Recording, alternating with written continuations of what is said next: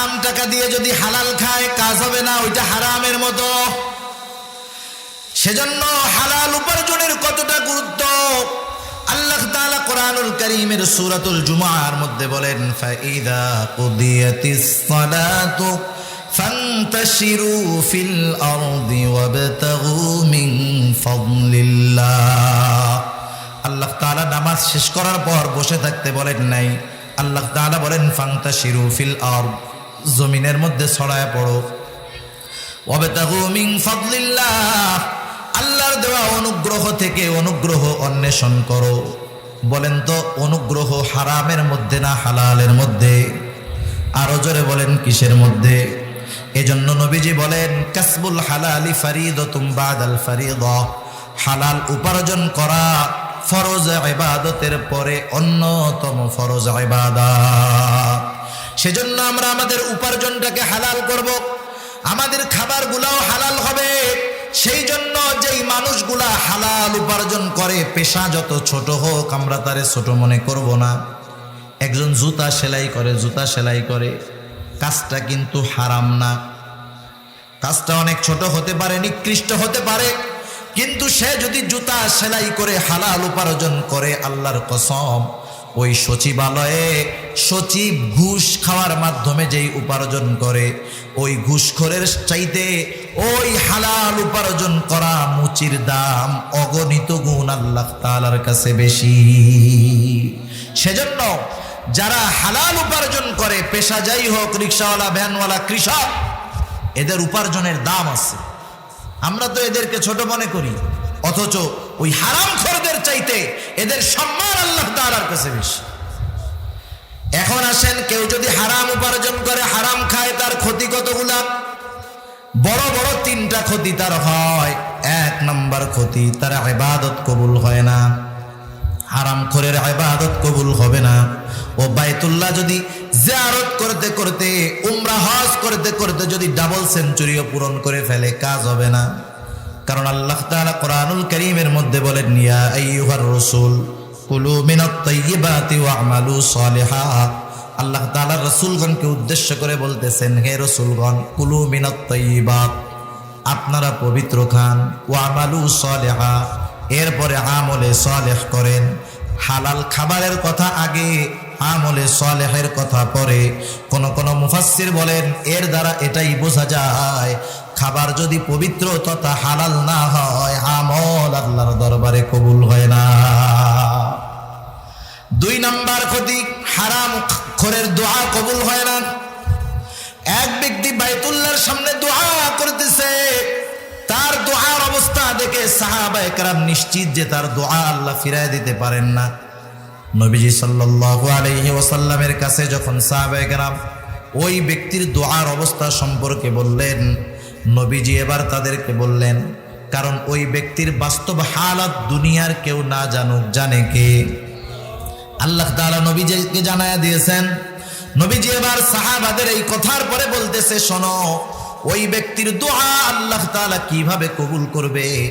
যার গায়ের পোশাকটা হারাম টাকার, যার দেহটা হারাম খাবার দ্বারা গঠিত, তার দোয়া আল্লাহ কিভাবে কবুল করবে?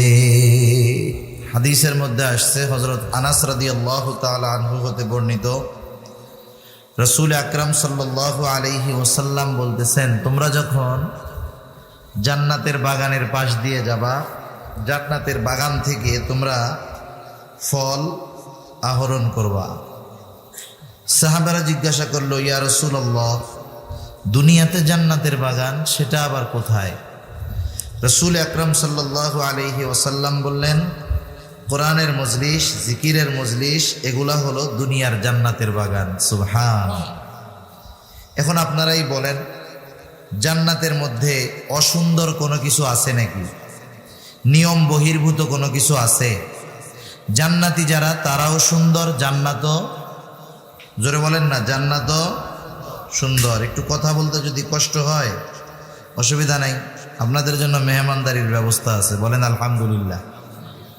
যদি এইখানে খাওয়ায়, কথা কইয়া খিদা লাগলে খাওয়া যাবে বেশি, ঠিক কিনা? আর যদি না খাওয়ায়, প্যাকেট করে দিয়া দেয়, তাইলে বলবেন যে আমি কথা বলছিলাম হুজুরের কথায় আমার খিদা লাগছে বেশি, আমারে 2টা প্যাকেট দেন।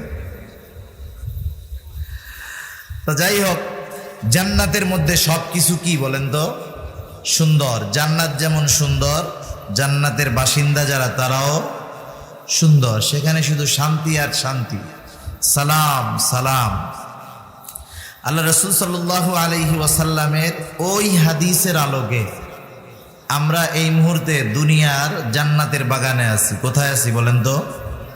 দুনিয়ার জান্নাতের বাগান। জান্নাতি বান্দাদের মধ্যে একটা ডিসিপ্লিন থাকে, সৌন্দর্য থাকে। জান্নাতি মজলিস, কোরআনের মজলিসের সৌন্দর্য রক্ষার্থে, আল্লাহ তাআলার সন্তুষ্টি অর্জনের লক্ষ্যে সবাই একটু কাছে কাছে আইসা বসেন, একটু নড়ে চড়ে বসেন। যতটুকু জায়গা নড়বেন, হাদিস কোরআনুল কারীমের মধ্যে সূরা জিলজালের তাফসীরে আসছে, ইবনে কাসিরের মধ্যে, কিয়ামতের ময়দানে দুনিয়াতে যে যেখানে বসে ইবাদত করবে, যেই আমল করবে, ওই জায়গাটা তার জন্য সাক্ষী হয়ে যাবে কিয়ামতের ময়দানে। সুবহানাল্লাহ।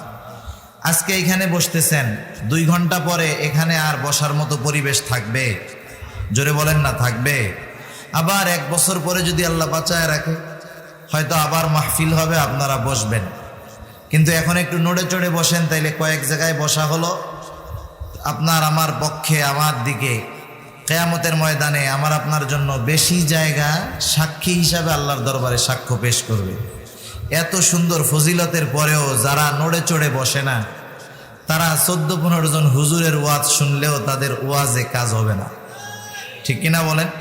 তাহলে যারা পিছে আসেন তারা কি বুঝতেছেন না যে আমি কি বলতে চাচ্ছি? একটু আগায় আগায় বসেন জিকিরের সাথে সাথে। লা ইলাহা ইল্লাল্লাহ, জবান খুলে জিকির করেন। আর একটু আগায় আসেন, কষ্ট করে আসেন, ক্ষতি হবে না ইনশাল্লাহ। আসেন, পেছনে ফাঁকা থাক, কোনো সমস্যা নাই। পেছনে যারা আসেন একটু মিশে মিশে বসেন। লা ইলাহা ইল্লাল্লাহ,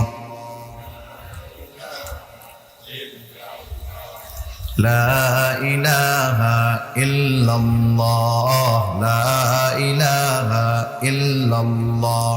এদের একটু আগে আসেন ভাই, একটু আগে আসেন।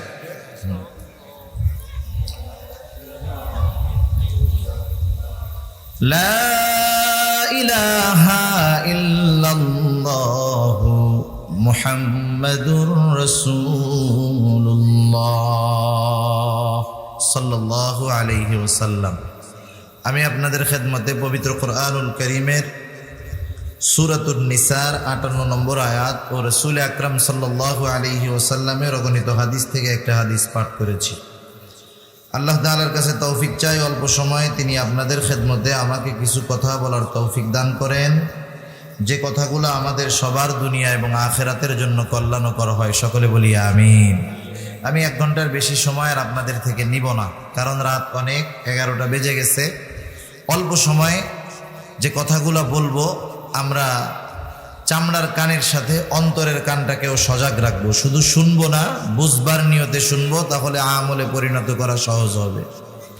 আমি যে আয়াতখানা আপনাদের খেদমতে তিলাওয়াত করেছি, উক্ত আয়াতের মধ্যে আল্লাহ সুবহানাহু ওয়া তাআলা খুবই গুরুত্বপূর্ণ 2টা বিষয়ের নসিহত করেছেন, ওয়াজ করেছেন। ওয়াজ করেছেন কে? আল্লাহ তাআলা। আল্লাহ তাআলা বলেন, ইন্নাল্লাহা ইয়া'মুরুকুম আন তু'আদ্দুল আমানাতি ইলা আহলিহা ওয়া ইযা হাকামতুম বাইনান নাসি আন তাহকুমু বিল আদল ইন্নাল্লাহা নি'ম্মা ইয়া'iদুকুম বিহি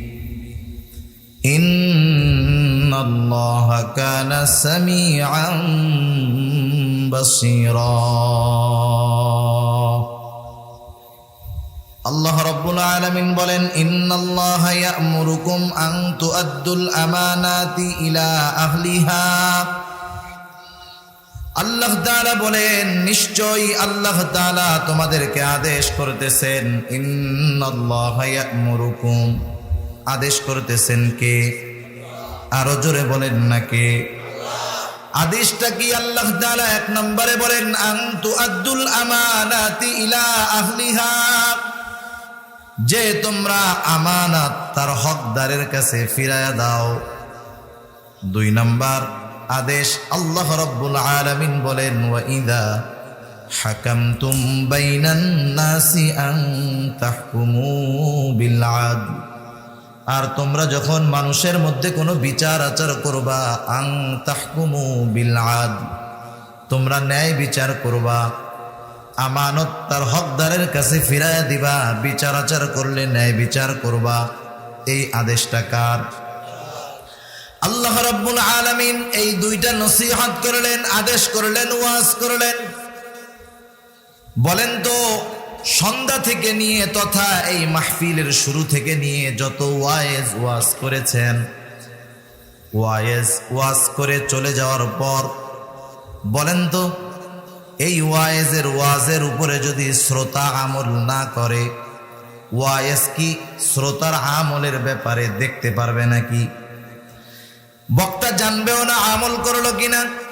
আবার যদি বক্তার বক্তব্য শোনার পরে কেউ যদি কোনো সমালোচনা করে, কি করলো বক্তার কান পর্যন্ত পৌঁছাবেও না। কিন্তু বলেন তো, আল্লাহ রাব্বুল আলামিন যেই ওয়াজ করলেন, নসিহত করলেন, এই ওয়াজের উপরে, এই আদেশের উপরে যদি কেউ আমল না করে, তাহলে আল্লাহ তাআলা এই আমাদেরকে দেখবেন কি দেখবেন না? আমল করলো কি করলো না, এটা আল্লাহ তাআলা দেখবেন।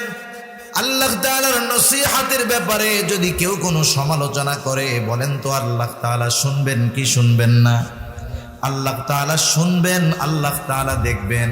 এরপরেও আল্লাহ রাব্বুল আলামিন নিজের ওয়াজের ব্যাপারে, নসিহতের ব্যাপারে কত সুন্দর কথা বলেন। মনে করেন আমি যদি আপনাদের সামনে 1 ঘন্টা কথা বলার পর আপনাদেরকে শেষ সময়ে জিজ্ঞাসা করি, ভাইরা 1 ঘন্টা ওয়াজ করলাম, কত সুন্দর ওয়াজ করলাম না? যদি জিজ্ঞাসা করি আর কি, যদি আপনাদের জিজ্ঞাসা করি যে 1 ঘন্টা কত সুন্দর ওয়াজ করছি না, তাহলে আপনারা কি বলবেন? যে এই কেমন হুজুর কথা কইল এতক্ষণ, নিজের ঢোল নিজে পিটায়। ওনারে নরসিংদী আসতে কইছে কে? ওনার তো পাবনা পাগলাগারদে থাকার কথা আছে, ঠিক না? তাহলে মানুষ যদি নিজের কাজের প্রশংসা নিজে করে, তাকে বোকা বলা হয়, তার ব্যাপারে মানুষের নেগেটিভ ধারণা আসে। কিন্তু আল্লাহ তাআলা এই 2টা আদেশ করবার পর যে ইন্নাল্লাহা ইয়া'মুরুকুম আন তুআদ্দুল আমানাতি ইলা আহলিহা ওয়া ইযা হাকামতুম বাইনান নাসি আন তাহকুমু বিল আদল, তোমরা আমানত তার হকদারের কাছে ফিরায় দাও, আর তোমরা যখন মানুষের মধ্যে বিচার করবা, ন্যায় বিচার করো। এই 2টা নসিহত, এই 2টা উপদেশ দেওয়ার পর আল্লাহ তাআলা নিজের উপদেশের ব্যাপারে নিজেই বলতেছেন, ইন্নাল্লাহা নি'ম্মা ইয়া'iদুকুম বিহ, আল্লাহ তাআলা তোমাদেরকে কতই না সুন্দর নসিহত করলে। আল্লাহ তাআলা কি বলতেছে? যে আল্লাহ তোমাদেরকে কতই না সুন্দর উপদেশ দিলেন, ওয়াজ করলেন। এটা আল্লাহ তাআলার একটা শান, এটা আল্লাহ তাআলার একটা মান। তিনি নিজের প্রশংসা নিজে করতেই পারেন, কারণ তিনি হলেন সকল প্রশংসার একমাত্র দাবিদার। আল্লাহ তাআলা বলেন, আল্লাহ তাআলা তোমাদেরকে কতই না সুন্দর ওয়াজ করলেন, নসিহত করলেন, উপদেশ দিলেন। এর পরপর আল্লাহ তাআলা বলতেছেন, ইন্নাল্লাহা কানা সামিআন বাসীরা, আল্লাহ তাআলার এই সুন্দর ওয়াজের উপরে তোমরা যদি আমল না করো, আল্লাহ তাআলা দেখবেন। তোমরা যদি আল্লাহ তাআলার এই সুন্দর ওয়াজের ব্যাপারে কোনো সমালোচনা করো, সেটাও আল্লাহ তাআলা শুনবেন। কেন আল্লাহ তাআলা শুনবেন? কেন আল্লাহ তাআলা দেখবেন? কারণ হলো ইন্নাল্লাহা কানা সামিআন বাসীরা, নিশ্চয়ই আল্লাহ তাআলা সর্বশ্রোতা, সর্বদ্রষ্টা। সর্বশ্রোতা, সর্বদ্রষ্টা। তার দেখা আর আমাদের দেখা এক না। আমি আমার পেছনে দেখি না, একটু দূরে কথা বললে শুনি না, কয়েকজন একসাথে কথা বললে বুঝি না, নিজের কপালটা নিজেও কোনোদিন দেখতে পারি নাই আয়না ছাড়া, নিজের পিঠটা কোনোদিন দেখতে পারি নাই, মাথা দেখতে পারি নাই। অথচ আল্লাহ সুবহানাহু ওয়া তাআলা আমাদেরকে সব সময় দেখেন। সারা পৃথিবীর সব সৃষ্টি যদি একত্রে কথা বলে, আর প্রত্যেকটা মাখলুক যদি আলাদা আলাদা কথা বলে, সেই কথাগুলা আল্লাহ তাআলা স্পষ্ট শোনেন এবং বুঝেন। সুবহানাল্লাহ।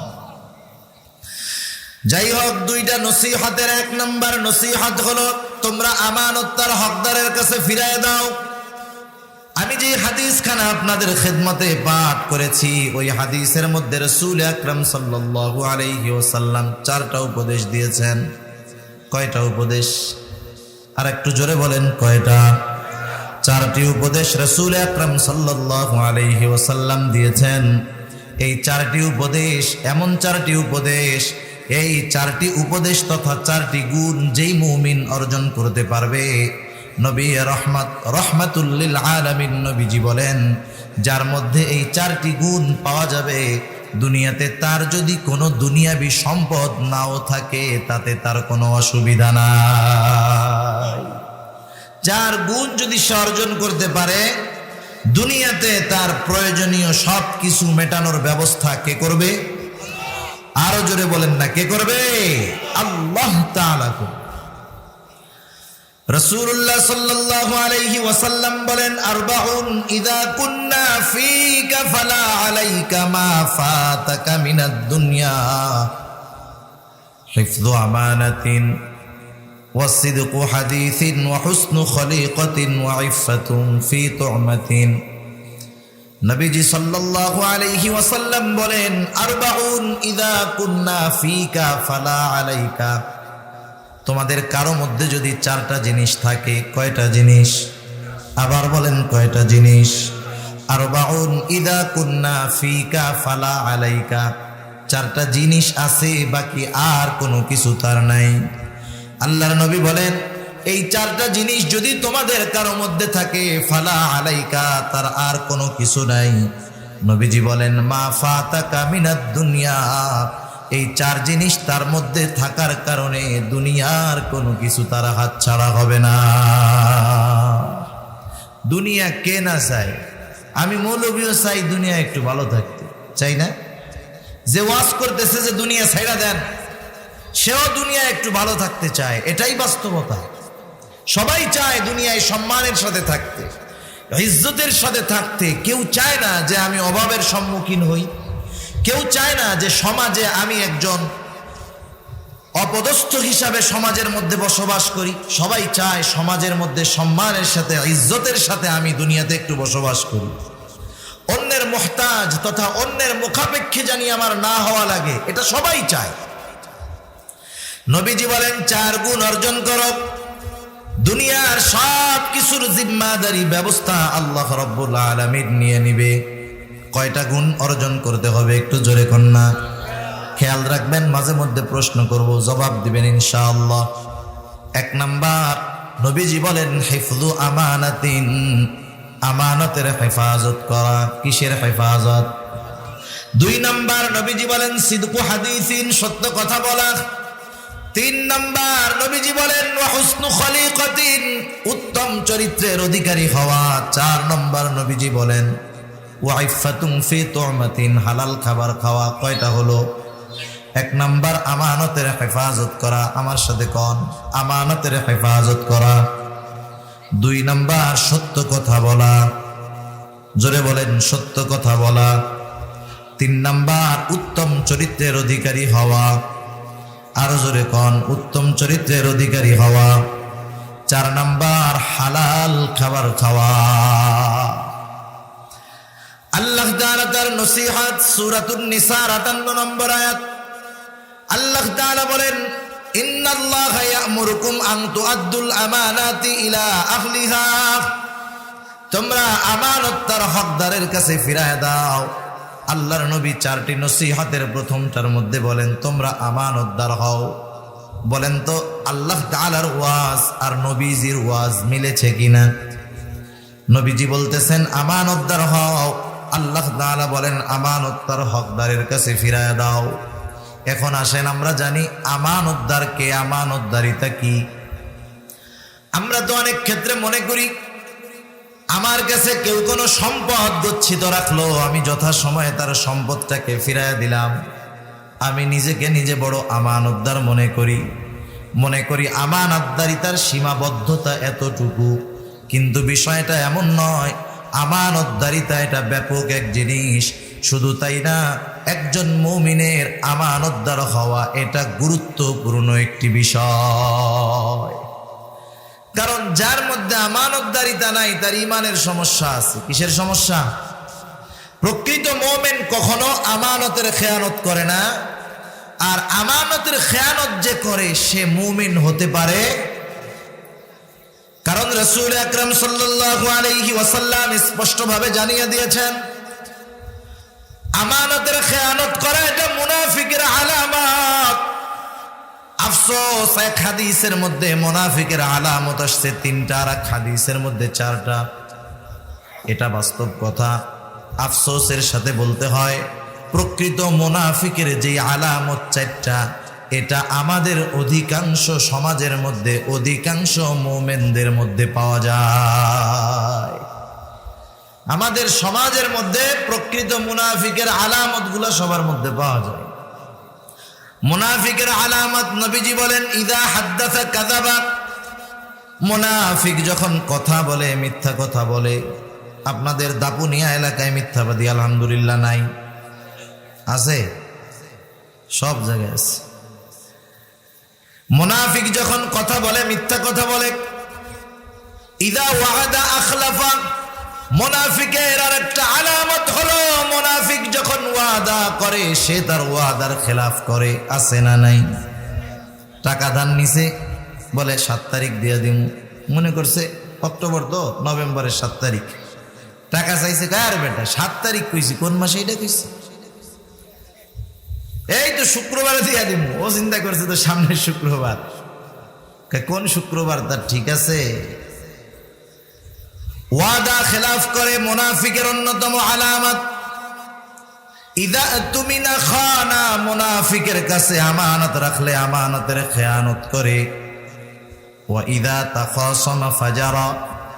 যখন কারো সাথে কোনো ঝগড়া বিবাদ হয়, তর্ক বিতর্ক হয়, মুনাফিক অশ্লীল বকাঝকা করে, মন্দ কথা বলে। এই যে 4টা খারাপ গুণওয়ালা মুমিন আপনাদের সমাজে আছে না? আমাদের সমাজেও আছে, অভাব নাই। মুনাফিকের চরিত্র, মুনাফিকের আলামত এখন আমাদের মধ্যে আরো বেশি পাওয়া যায়। এটাই বাস্তবতা। শুধু দোষ দেয় হুজুরদের, দোয়া কবুল হয় না, হুজুররা ভালো না, আল্লাহ তাআলা আমাকে খালি মাইর খাওয়ায়। আরে আমরা তো মুমিনই নাই, মুনাফিকের আলামত সব আমাদের মধ্যে ভরা। তাইলে মায়ের আমরা খাবো না, আরেকজন খাবে নাকি? তাহলে মুনাফিকের 4টি আলামতের মধ্যে অন্যতম একটি আলামত হলো আমানতের খেয়ানত করা। রাসূল আকরাম সাল্লাল্লাহু আলাইহি ওয়াসাল্লাম আমানতদারিতার ব্যাপারে কতটা গুরুত্ব দিয়েছেন। নবীজি বলেন, লা ঈমানা লিমান লা আমানাতা লা। যার মধ্যে আমানতদারিতা নাই তার ঈমান নাই। একটু যাচাই দেন না, একটু যাচাই বাছাই করেন, দেখবেন আমাদের সমাজে আমাদের অনেকের ঈমানে সমস্যা হয়ে গেছে। নবীজি বলেন, লা ঈমানা লিমান লা আমানাতা লা। যার মধ্যে আমানতদারিতা নাই তার ঈমান নাই। এই যে রবিউল আউয়াল মাস চলতেছে, 12ই রবিউল আউয়াল, একদিন 2 দিন পরে কত মানুষ আশিকে রাসূলের দাবিদার। সমাজের মধ্যে অভাব নাই। জশ্নে জুলুসে ঈদে মিলাদুন নবী চলতেছে, সুন্নাতের খবর নাই, নামাজের খবর নাই। নবীজির এমন আশিক, নবীজির চরিত্র কেমন ছিল, নবীজির আমানতদারিতা কেমন ছিল, নবীজির আখলাক কেমন ছিল, ন্যূনতম ছিটা ফুটা আমাদের মধ্যে পাওয়া যায় না। কিন্তু সমাজের অনেক মানুষ নিজেকে আশিকে রাসূল বলে দাবিদার করে, এমন আছে না নাই?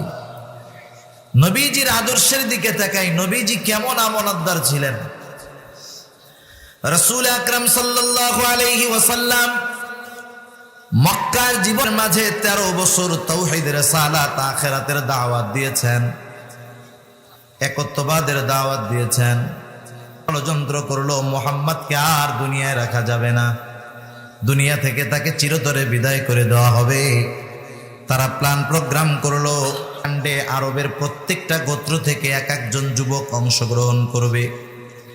তার মানে ওই যুবকেরা যদি মুহাম্মদকে হত্যা করে, প্রত্যেকটা গোত্র হাতে শরীক হবে, কেউ কারো বিরুদ্ধে অস্ত্র ধারণ করার মতো সাহস পাবে না। এই চক্রান্ত তারা করছে। বলেন তো, দুনিয়ার যত ষড়যন্ত্র চক্রান্ত হোক না কেন, স্যাটেলাইট, ক্যামেরা, মিডিয়া সবার চোখ ফাঁকি দেওয়া যেতে পারে, আল্লাহ রব্বুল আলামিনের চোখ ফাঁকি দেওয়া যাবে নাকি?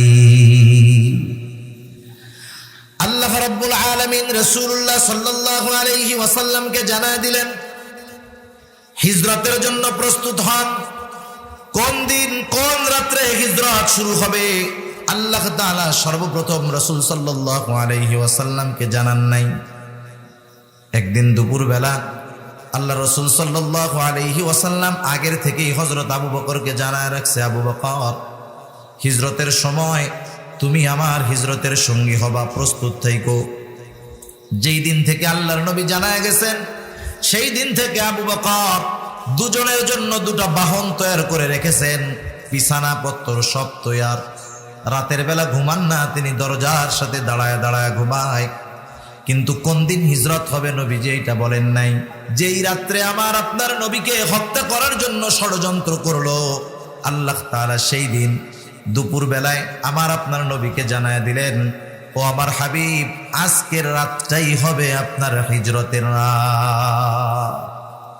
নবীজি সাল্লাল্লাহু আলাইহি ওয়াসাল্লাম আবু বকর সিদ্দিক রাদিয়াল্লাহু তাআলা আনহুর কাছে জানায় দিয়ে আসছে, আজকে রাত্রে হিজরত হবে, তুমি প্রস্তুত থাকো, মদিনা ছেড়ে আমরা চলে যাব। মক্কা ছেড়ে মদিনার উদ্দেশ্যে আমরা আজ রাত্রে রওনা হব। আমার আপনার নবীর ঘরের চারদিক ঘিরে রাখছে, উদ্দেশ্য হলো হত্যা করতে আসছে, হত্যা করবে। কিন্তু আল্লাহ তাআলা যাকে হেফাজত করে, দুনিয়ার সব শক্তি যদি একত্রিত হয়ে যায়, ওই শক্তি যদি সব একত্রিত হয়ে যায়, আল্লাহ তাআলা যাকে হেফাজত করে তাদের কেউ কিছু করতে পারে না। পারে বলে? এই দুনিয়ায়, এই ডিজিটাল জামানায় এর উদাহরণ আছে না নাই? এজন্য আল্লাহ তাআলা যাকে হেফাজত করে তাকে ক্ষতি করার কেউ নাই। যাই হোক, আমার যেটা বলার উদ্দেশ্য, রাসূল আকরাম সাল্লাল্লাহু আলাইহি ওয়াসাল্লাম জানতেন কাফেররা তাকে এই রাত্রে হত্যার ষড়যন্ত্র করতেছে। কিন্তু নবীজি যখন মক্কা থেকে মদিনায় হিজরত করবেন, তখনও মক্কার কিছু আমানত আমার আপনার নবীজির কাছে ছিল। নবীজির বিরোধিতা করত, কিন্তু নিজেদের দামি দামি সম্পদগুলা আমার আপনার নবীর কাছে হেফাজতের জন্য রাখত। একটু চিন্তা করেন, যেই শত্রুরা আল্লাহর নবীর জীবনের ক্ষতি করার চেষ্টা করে, মারার চেষ্টা করে, নবীজিকে দেশ থেকে তাড়ায় দিতে চায়, আল্লাহ রাসূল সাল্লাল্লাহু আলাইহি ওয়াসাল্লাম এইরকম শত্রুর আমানতের ব্যাপারে কতটা সতর্ক ছিল। আশিক যারা, তারা লিখে যে মক্কা নিজেদের কাছে তাদের নিজেদের সম্পদ যতটা নিরাপদ মনে করত, তার চাইতে বেশি নিরাপদ মনে করত মুহাম্মদুর রাসূলুল্লাহ সাল্লাল্লাহু আলাইহি ওয়াসাল্লামের কাছে। সুবহান। যদিও তারা বিরোধিতা করত, কিন্তু তাদের দৃঢ় বিশ্বাস ছিল মুহাম্মদ হলো আমিন, মুহাম্মদ বিশ্বস্ত, মুহাম্মদ সাদিক, মুহাম্মদ সত্যবাদী, মুহাম্মদ আমিন, আমানতদার, বিশ্বস্ত। আমরা তার যতই ক্ষতি করি না কেন, সে আমাদের সাথে কখনো বিশ্বাসঘাতকতা করবে না। নবীজি সাল্লাল্লাহু আলাইহি ওয়াসাল্লাম রাতের বেলা রওনা দিবেন। নিজের ঘরে নিজের জায়গায় হযরত আলী রাদিয়াল্লাহু তাআলা আনহুকে রেখে গেলেন। কারণটা কি? কারণ হলো, নবীজি যখন মদিনার উদ্দেশ্যে রওনা দিবেন, তখনও নবীজির কাছে কাফেরদের কিছু আমানত ছিল। রাসূলুল্লাহ সাল্লাল্লাহু আলাইহি ওয়াসাল্লাম হযরত আলী রাদিয়াল্লাহু তাআলা আনহুকে বুঝায় দিলেন, আমানতগুলা সব তার প্রকৃত মালিকদের কাছে ফিরায় দিবা, পৌঁছায় দিবা। আলী, এই দায়িত্ব পালন করবার পর তুমি মদিনার দিকে রওনা হবা। আমানতগুলা কাদের? যারা বা যাদের অত্যাচারে নবীজির দেশ ত্যাগ করা লাগতেছে, তাদের আমানত। আমরা হইলে কি চিন্তা করতাম, হায় রে হায়, তোগুলো দেশ ছাড়া লাগতেছে, তোকে মাল জিনিস ফেরত দিব, পারলে তো আরো কিছু কাঁচায়া গুছায়া কাঠি বানায়া নিয়ে এরপরে যাব, ঠিক কিনা কোন? অথচ নবীজি সাল্লাল্লাহু আলাইহি ওয়াসাল্লাম কম বেদনা, কম ব্যথা নিয়ে মক্কা ছাড়েন নাই। সিরাতে ইবনে হিশামের মধ্যে আসছে, নবীজি যখন মক্কা নগরী থেকে বের হলেন বারবার মক্কার দিকে ফিরে তাকান, কাবার দিকে ফিরে তাকান, বাইতুল্লাহর দিকে তাকান, চোখ দিয়ে পানি পড়তেছে। হযরতে আবু বকর সিদ্দিক রাদিয়াল্লাহু তাআলা আনহু বলে, ইয়া রাসূলুল্লাহ, আপনি কেন বারবার পেছনের দিকে তাকান, কেন কান্না করেন? আল্লাহর রাসূল বলে, আবু বকর, এই মক্কার জমিনে আমার শৈশব, কৈশোর, যৌবন, প্রৌঢ়ত্বের একটা অংশ অতিবাহিত হয়েছে। এই মক্কার জমিনে আমার আত্মীয় স্বজন কতজন অবস্থান করতেছে আবু বকর। এই মক্কার জমিনে আল্লাহ রাব্বুল আলামিনের ঘর আছে। এই মক্কা ছেড়ে আমার যেতে মন চায় না, তবে এই মক্কার কিছু মানুষের জুলুম অত্যাচারের কারণে আমি মক্কা ছাড়তে বাধ্য হচ্ছি। ও আবু বকর, আমার এই আল্লাহ তাআলার ঘরের জন্য মায়া হয়, কষ্ট হয়। ও আবু বকর, এই জন্য আমি কান্না করতেছি। অথচ দেখেন এই বিপদ, এই মুসিবতের সময়ও আমার আপনার নবী আমানতদারিতার ব্যাপারে কতটা সতর্ক ছিলেন। আমরা তার উম্মত, তার শাফাআত ছাড়া কিয়ামতের দিন আল্লাহ বিচার শুরু করবেন না। আমরা সেই নবীর উম্মত, আমরা কতটুকু আমানতদারিতা অর্জন করতে পেরেছি এটা প্রত্যেকের ব্যাপার জানি। সবচাইতে বড় কথা, নবীজি এই আমানতদারিতাকে ঈমানের সাথে সম্পৃক্ত করেছেন। এই জন্য নবীজি বলেন, লা ঈমানা লিমান লা আমানাতা লা, যার মধ্যে আমানতদারিতা নাই তার ঈমান নাই। এই আমানতদারিতা শুধু লেনদেনের সাথে না, যে আপনার কাছে আমার কাছে একজন টাকা পয়সা রাখছে, আমি যথাসময়ে ফেরত দিলাম, আমি বড় আমানতদার, বিষয়টা এমন নয়। এই বিষয়টা সবাই জানে যে লেনদেনের ক্ষেত্রে আমার কাছে রাখছে, আমি ফেরাই দিলাম, আমি আমানতদার। এতটুকু বিষয় কম বেশি সবাই জানে, কিন্তু আমানত বিষয়টা আরো বিস্তীর্ণ, আরো অনেক বেশি। কয়েকটা বিষয় আপনাদের খেদমতে পেশ করার চেষ্টা করবো ইনশাআল্লাহ। আমানত শুধু সম্পদের সাথে সম্পৃক্ত নয়, বরং কথার সাথেও আমানতদারিতার সম্পর্ক আছে। কথাও আবার আমানত হয়, এটা আবার কেমনে? নবীজি সাল্লাল্লাহু আলাইহি ওয়াসাল্লাম বলেন, ইদা হাদ্দাসার রাজুলু সুম্মা ইলতাফাতা ফাহিয়া আমানাতুন, যখন কোনো মানুষ কথা বলে আর এদিকে সেদিকে তাকায়, ইদা হাদ্দাসার রাজুল, যখন কোনো মানুষ কথা বলে, সুম্মা ইলতাফাতা, আর এইদিকে ডাইনে বামে তাকায়, নবীজি সাল্লাল্লাহু আলাইহি ওয়াসাল্লাম বলেন, ওই লোকটা যার সামনে এই কথাগুলা বলল আর এদিকে সেদিকে তাকাইলো, ফাহিয়া আমানাতুন, ওই কথাগুলা যার কাছে সে বলল, ওই কথাটা তার কাছে আমানত হয়ে যায়। একজন আপনার কাছে বা আমার কাছে একটা কথা বলতেছে আর ডানে বামে তাকাচ্ছে, যে তার কথা যেন কেউ না শোনে, অথবা কেউ শুনে ফেলতেছে কিনা, কেউ দেখতেছে কিনা, সেই জন্য ডানে বামে তাকাচ্ছে। আল্লাহর নবী বলেন, ওই লোকটারে কথা বলার দরকার নাই যে ভাই কথাটা আপনার কাছে আমানত, এটা বলার দরকার নাই। তার কথা বলার সময় তার অঙ্গভঙ্গি বলে দিবে কথাটা আমানত। কথা বোঝা গেছে? আর যদি মাশাআল্লাহ সে আমার কাছে আইসা বলে, হুজুর এই কথাটা আপনারই বললাম, আপনি আর কাউরে কইয়েন না, মাশাআল্লাহ সে আমার থেকে 100 হাত দূরে যাওয়ার আগে আমি আর একজনের ডাক দিয়া কই, বেটা এদিকে আসো। এই যে আমার কাছে এসে কি কথা কইছে জানো? শুধু আমাকে বলছে, আর কাউরে বলতে মানা করছে। আমি তোমারে কইলাম, তুমি কাউরে কইও না। বলে কি বলে না? ও কি করবে? আমার রোগ তো আমি ওর পেটে দিচ্ছি, আমি কথা হজম করতে পারি নাই, ও পারবে? ও আর একজনের কাছে বলে, শোন হুজুরে কি মিথ্যা কথা কইতে পারে? না না, তাইলে শোন, হুজুরে আমার এই কথা বলছে, কাউরে বলতে মানা করছে, আমি শুধু তোকে কইলাম, তুই কিন্তু কাউরে কইস না। ওয়াজ এক, মাশাআল্লাহ সকাল থেকে বিকাল হইতে হইতে গ্রামের সব মানুষ জানে, যে যারে বলে খালি কি কয়, আমি শুধু তোরে করছি, তুই কাউরে কইস না, আমি শুধু তোরে কইতেছি, তুই কাউরে কইস না। মনে করেন প্রথম কথাটা বলছিল কার কাছে? আমার কাছে। কার কাছে? আমার কাছে। আমার পরে কথাটা আরো 100 জনের কাছে পৌঁছাইলো। কত জনের কাছে? আরে জোরে কর না, কত জনের কাছে? 100 জনের কাছে পৌঁছাইলো। খেয়ানত কি একটা হইছে না 100টা হইছে?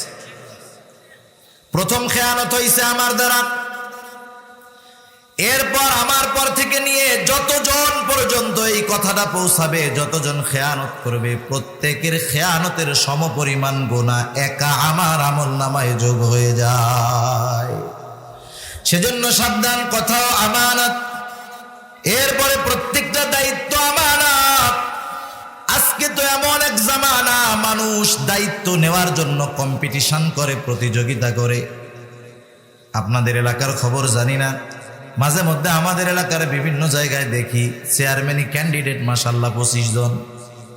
আমি চিন্তা করতেছি 20, 40, 50 বছর আগে পরে ক্যান্ডিডেট হবে ইউনিয়নের সবাই, ভোটার থাকবে একজন। মজা হবে না তাইলে? ভোটার এক নির্বাচনে কোটিপতি হয়ে যাবে। যে পরিস্থিতি চলতেছে, প্রতিযোগিতা দিয়ে দায়িত্ব নিতে চায়। মানুষ যদি বুঝতে পারতো দায়িত্ব কত বড় আমানত, তাহলে লোকালয় ছেড়ে জঙ্গলের মধ্যে পালায়া চলে যাইত। সাহাবাদের জীবন এমন ছিল। আপনারা হযরত আবু যর গিফারি রাদিয়াল্লাহু তাআলা আনহুর ব্যাপারে একটা হাদিস শুনেছেন, ঘটনা শুনেছেন। এশার পরে মুহতারাম মুফতি আতিকুল্লাহ হাফিজাহুল্লাহ হযরত আবু যর গিফারি রাদিয়াল্লাহু তাআলা আনহুর গুরুত্বপূর্ণ 2টা গুণ নিয়ে আলোচনা করেছেন। ওই আবু যর রাদিয়াল্লাহু তাআলা আনহুর ব্যাপারে বর্ণিত আছে। একবার আলোচনা করা হলো, একটা গুরুত্বপূর্ণ বিষয়ের দায়িত্ব এমন একজনকে দেওয়ার দরকার যে আমানতদার, বিশ্বস্ত। দায়িত্বটা কাকে দেওয়া যায় সিদ্ধান্ত হয় নাই। একটা হলো আলোচনা, আর একটা হলো সিদ্ধান্ত। মজলিসের মধ্যে আলোচনা হলো এই বিষয়ের দায়িত্বটা যদি হযরত আবু যর গিফারিকে দেওয়া যায় তাহলে ভালো হবে। সিদ্ধান্ত হয় নাই। ওই উপস্থিত মজলিসের একজন গিয়া আবু যর গিফারিকে বলতেছে, ও আবু যর গিফারি, শুনলাম তোমার ব্যাপারে আলোচনা হচ্ছে, ওই দায়িত্বটা তোমাকে দেওয়া হতে পারে। হযরত আবু যর গিফারি রাদিয়াল্লাহু তাআলা আনহু রাতের বেলায় গাঠি গুঠি গোল কইরা এলাকা ছাইরা আরেক জায়গায় চলে গেছে। কেন গেছেন?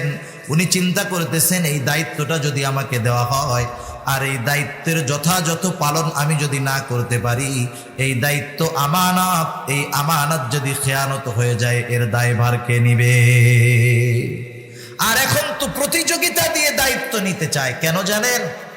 আগের আমলে দায়িত্ব যে নিত, টাকাওয়ালা দায়িত্ব নিলে ফকির হয়ে যাইত।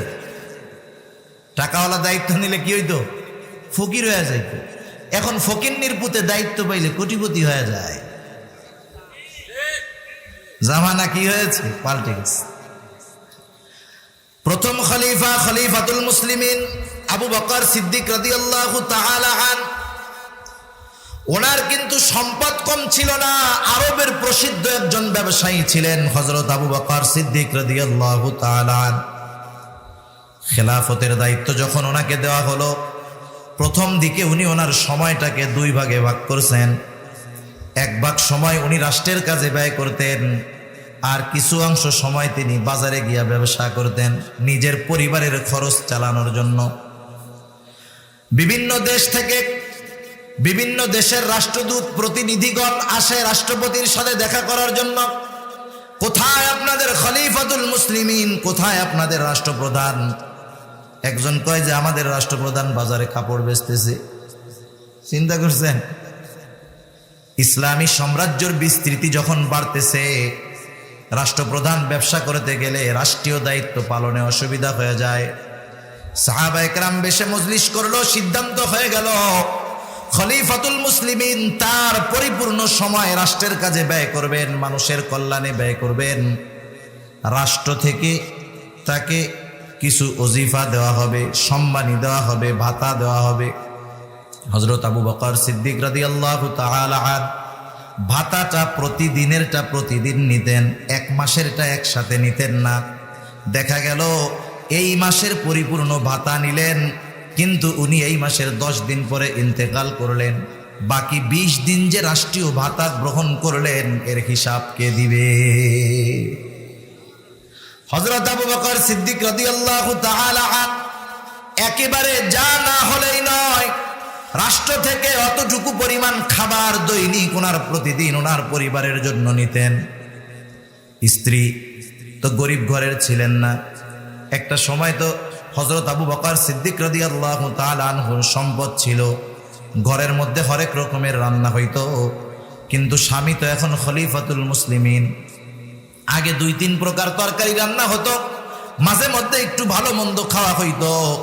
এখন স্বামী খলিফাতুল মুসলিমিন হয়েছে ঠিক, কিন্তু এখন শুধু খাবার হলো রুটি আর এক প্রকারের একটা তরকারি।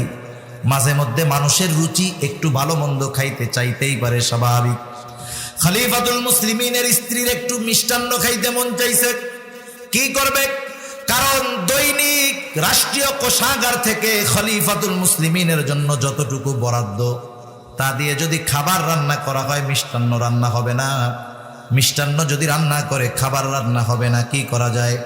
উনি দৈনন্দিন খরচ থেকে একটু একটু করে বেশ কিছুদিন আলাদা করার পর একটু বেশি পরিমাণ যখন হলো, প্রতিদিনকার খাবারের সাথে উনি এবার আলাদা একটু মিষ্টান্ন রান্না করলেন। খলিফাতুল মুসলিমিন খাবারের দস্তরখানে যখন বসলেন, দৈনন্দিন খাবারের সাথে সাথে মিষ্টান্নটাও দেওয়া হলো। হযরত আবু বকর সিদ্দিক রাদিয়াল্লাহু তাআলা আনহু জিজ্ঞাসা করতেছে, কি ব্যাপার? প্রতিদিনকার খাবারের সাথে এটা আবার কোথার থেকে আসলো? এবার স্ত্রী বলতেছে, ও খলিফাতুল মুসলিমিন, আগে তো দৈনন্দিন ভালো মন্দ কিছু খাইতে পারতাম, কিন্তু আপনি খেলাফতের দায়িত্ব নেওয়ার পর, রাষ্ট্রের দায়িত্ব নেওয়ার পরে ভালো মন্দ খাওয়া হয় না। অনেকদিন আগে একটু মিষ্টান্ন খাইতে মন চাইছে। আপনার জন্য রাষ্ট্রীয় কোষাগার থেকে যা বরাদ্দ, তা দিয়ে যদি মিষ্টি রান্না করি খাবার হবে না, খাবার রান্না করলে মিষ্টান্ন হবে না। তাই প্রতিদিনকার যেই বরাদ্দ সেটার থেকে অল্প অল্প কইরা আলাদা করে আজকে আপনার জন্য একটু মিষ্টান্ন রান্না করছি, খান।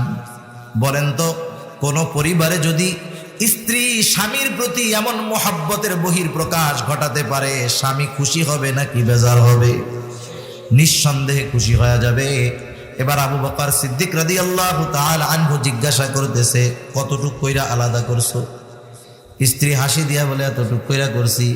খলিফাতুল মুসলিমিন রাষ্ট্রীয় কোষাগারের দায়িত্বে যে তাকে গিয়ে বললেন, শোনো, আগামী দিন থেকে আমার ঘরে খাবারের পরিমাণ এতটুকু কম পাঠাইবা। আর একটু এই জামানার দিকে তাকান, যারা দায়িত্ব নেওয়ার জন্য প্রতিযোগিতা করে। আপনাদের এলাকার খবর আমি জানি না, জানানো দরকার নাই। বহুত ফকিন্নির ছেলে, অনেক বড় কিছু হয় নাই, মেম্বার হয়েছে মাশাআল্লাহ, 5 বছরের মধ্যে 5 তলা বাড়ির মালিক হয়ে গেছে। আছে না নাই বলেন? রাসূল আকরাম সাল্লাল্লাহু আলাইহি ওয়াসাল্লাম বলেন, তোমাদের কাউকে যদি রাষ্ট্রের কোনো দায়িত্ব দেওয়া হয়, সে যদি সুচ পরিমাণ কোনো কিছুর খেয়ানত করে, কিয়ামতের দিন খেয়ানতকারীদের কাতারে তাকে দাঁড়াতে হবে। কারণ দায়িত্ব যার যত বড়, দায়িত্ব যার যত বড়, খেয়ানতের পরিধি তত বড়। লা ইলাহা ইল্লাল্লাহু মুহাম্মাদুর রাসূলুল্লাহ সাল্লাল্লাহু আলাইহি ওয়াসাল্লাম। দায়িত্ব যার যত বড়, তার খেয়ানতের পরিধি তত বড়। মনে করেন একজন মেম্বার, এটা বোঝানোর জন্য বলতেছি, কাউকে উদ্দেশ্য করে বলা না, যাতে বুঝতে সহজ হয়। কিছু উদাহরণ দিলে বুঝতে সহজ, কাউকে টার্গেট করে বলা উদ্দেশ্য না। একজন মেম্বারের দায়িত্ব হলো তার ওয়ার্ড কেন্দ্রিক, তাই না? ওয়ার্ড কেন্দ্রিক। মনে করেন ওই ওয়ার্ডের জন্য একটা বরাদ্দ আসছে, 100 টাকার বরাদ্দ আসছে। এই ওয়ার্ডের 100 জনের মধ্যেই 100 টাকা বন্টন করে দিতে হবে, যাদের ভিজিএফ এর কার্ড আছে, এরকম আর কি। তা উনি কি করলেন, এইগুলা বন্টন করার আগে 100 টাকা থেকে 1 টাকা উনি আলাদা করলেন। কয় টাকা? জোরে বলেন, কয় টাকা? 1 টাকা। মাসালা হইল, একটা জমি আছে এক জায়গায়, এই জমির শরিক আছে 50 জন। কয়জন? ওই জমির থেকে যদি 1 মুষ্টি মাটি উঠানো হয়, বলেন তো ওই 1 মুষ্টি মাটির মালিক কয়জন? 50 জন। 100 টাকা বন্টন হয় নাই এখনো, চুরি হয়েছে কয় টাকা? এখন 1 টাকা চুরি করে কয়শো জনের খেয়ানত করা হয়েছে? এরকম একটু চেয়ারম্যান পর্যন্ত যান, চেয়ারম্যান যদি 1 টাকার খেয়ানত করে, তার খেয়ানতের পরিধি হয় তার ইউনিয়ন ব্যাপী। এমপি সাহেব যদি খেয়ানত করে, খেয়ানত হয় তার আসন ব্যাপী। প্রধানমন্ত্রী যদি খেয়ানত করে, তার খেয়ানতের পরিধি হয়ে যায় দেশব্যাপী। কেউ যদি বুঝতো যে দায়িত্বটা কত কঠিন এক জিনিস, কেউ দায়িত্বের কাছে যাইতো না। সেজন্য নবীজি সতর্ক করে দিয়েছেন, রাষ্ট্রীয় দায়িত্ব গ্রহণ করার পর কেউ যদি সুচ পরিমাণও খেয়ানত করে, কিয়ামতের দিন আল্লাহর আদালতে খেয়ানতকারী হিসাবে তাকে দাঁড়াতে হবে। আমরা অনেক সময় মনে করি খেয়ানত মনে হয় শুধু উঁচু উঁচু স্থানের মানুষগুলা করে, বিষয়টা এমন নয়। একেবারে সমাজের নিম্ন থেকে নিম্ন স্তরের মানুষ থেকে নিয়ে সর্বোচ্চ স্তর পর্যন্ত খেয়ানত আছে না নাই? আপনারা সরকারি অফিসে মাঝে মধ্যে কাজে গেছেন তো? সরকারি অফিসগুলোর মধ্যে একজন লোক আছে, ওই লোকটার দায়িত্ব কি? ওই লোকটার দায়িত্ব হলো, আপনি তফসিল ভূমি অফিসে যাবেন, তার দায়িত্ব কি? তার দায়িত্ব হলো আপনি যাওয়ার পরে আপনার পর্চা, আপনার RS নাম্বার, দাগ নাম্বার এইসব বাইর করে দেওয়া, ঠিক না? এজন্য প্রতি মাসে সরকার তাকে বেতন দেয়, আপনাদের আমাদের টাকা থেকে এই বেতনটা দেয়, ঠিক না? আপনি যাওয়ার পরে আপনার কাগজ তাকে খুঁজতে দিবেন যে আমার এই দাগের পর্চাটা একটু বাইর করে দেন। দেখবেন আলমারি ঘাইটা ঘুটে, আরে ভাই এ পাওয়া যাবে না, 5 দিন পরে আসেন। আপনি তো সহজ সরল মানুষ, 5 দিন পরে আবার গেছেন, কাজ হয় না, আবার 5 দিন পরে আসতে কইছি, আবার 5 দিন পরে গেছেন। এবার বাইরের থেকে একজন বলে, আরে বেটা কাগজ কেয়ামত পর্যন্ত পাবি না, চা খাওয়ার টাকা দিয়ে পেয়ে যাবি। এখন ওরা যে চা মগে খায়, গ্লাসে খায়, বালতিতে খায় না গাজি ট্যাঙ্কে খায়, আমি এটা জানি না। এই সব 4 টাকা কিন্তু 10-15 টাকা দিলে হয় না, ঠিক কিনা কন? 10-15-20 টাকা দিলে ওদের চা খাওয়া হয়। আপনি যখন 1000 টাকার নোট একটা বের করে দিবেন, এইবার দেখবেন 2 মিনিটের মধ্যে আপনার কাগজ বের হয়ে আসছে। এই লোকটা শুধু ঘুষ খায় নাই, নিঃসন্দেহে সে আমানতের খেয়ানতকারীদের একজন। কারণ সে তার দায়িত্বের জন্য মাস শেষে তাকে বেতন দেওয়া হয়, আর দায়িত্ব পালন না করে ওই দায়িত্বের বিপরীতে যেই বেতন বা ওজিফা তার জন্য আছে, সে যদি সেটা গ্রহণ করে তার খেয়ানতকারীদের তালিকায় তার নামটা উঠে যাবে। সমাজে ছোট মানুষও আছে এরকম, জমিনে কাজের জন্য লোক নেন না আপনারা? হায় হায়, আপনি কাজের জন্য কাকে নিবেন? বুঝবেন যে ওরে 500 টাকা আমার মজুরি দিতে হবে, একদিন 1000 টাকা দিতে হবে, ও 2 শতক জমি পরিষ্কার করে ফেলতে পারবে। আপনি আমারে জমি কামলা দেওয়ার জন্য নিবেন না, কারণ আপনি জানেন এরা নিলে লস, কাজ হবে না। আপনি ওরে নিলেন যে ও একদিনে 2 শতক জমি পরিষ্কার করে ফেলতে পারে। আপনি এই বিশ্বাসে তাকে জমিন চিনায়া দিয়া বাড়িতে চলে আসছেন, আর ও বসে বসে মনে মনে চিন্তা করতেছে আগামীকালকার কাজ তো হয় নাই, আজকে যদি এইটা পুরা শেষ করে ফেলি তাহলে আগামীকাল আমার লাভ নাই। কি করা যায়? ও কাজটা করবে ধীরে ধীরে, যে গতিতে পারে তার চাইতে কি আরো ধীরে ধীরে করবে। বিকালবেলায় গিয়ে বলবে, চাচা আপনার জমিতে যে ময়লা, আমি সেই জন্য 1 শতক পরিষ্কার করতে পারছি, অন্য কেউ হইলে 8 শতক হইতো না, বাকিটা কালকে করে দিই মনে। পরিষ্কার করতে পারতো 2 শতক, করছে কয় শতক? দায়িত্ব যথাযথভাবে পালন করছে, কিন্তু ওই দায়িত্বের বিপরীতে যেই টাকাটা পরিপূর্ণ নিয়েছে না, নিঃসন্দেহে এই লোকটা আমানতের খেয়ানতকারী। এবার একটু নজর দেন, সমাজের নিম্ন থেকে একেবারে উচ্চ স্তর পর্যন্ত তাকায় দেখবেন আমানতের খেয়ানতকারীর অভাব নাই। অথচ দেখেন আমাদের অতীতের মানুষেরা কেমন ছিল, দায়িত্ব যথাযথভাবে পালনের ব্যাপারে তারা কতটা সচেষ্ট ছিল। আমি প্রায় জায়গায় বলি, শাইখুল হিন্দ মাহমুদুল হাসান দেওবন্দি রহমাতুল্লাহি আলাইহি, উনি যখন দেওবন্দ মাদ্রাসার শিক্ষক হিসাবে ঢুকলেন, ওনার বেতন ছিল 10 টাকা। দীর্ঘদিন পার হয়ে গেছে, হযরতের বয়স হয়ে গেছে, বার্ধক্যে উপনীত হয়ে গেছেন। আগে পাইতেন 10 টাকা, পরিবার ছোট ছিল, এখন পরিবার বড় হয়েছে, বেতন 10 টাকা। অন্যান্যরা খেয়াল করলো হযরতের জীবন যাপন করতে খুব কষ্ট হয়ে যায়, কি করা যায়? মজলিসে শুরার মধ্যে আলোচনা হলো হযরতের বেতনটা 10 টাকা থেকে 15 টাকা করা হোক। সবাই একমত, 15 টাকা। মাস শেষে হযরতের হাতে যখন বেতন তুলে দেওয়া হলো, হযরতের হাতে 15 টাকা দেওয়া হলো। হযরত গুইনা দেখেন 15 টাকা।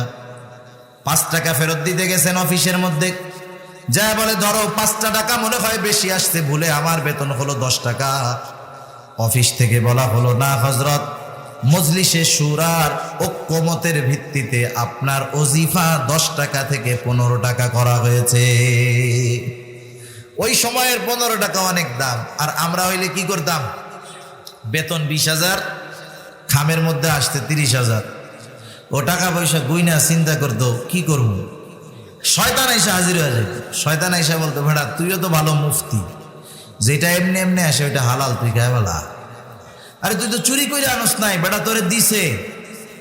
এটা তোর কোনো দোষ নাই, তোর জন্য খাওয়া জায়েজ আছে, তুই খা, তুই খা। নিজে নিজে মুফতি হইয়া ওইটারে জায়েজ বানানোর জন্য ধান্দা খুঁজা খাওয়ার চেষ্টা করতাম।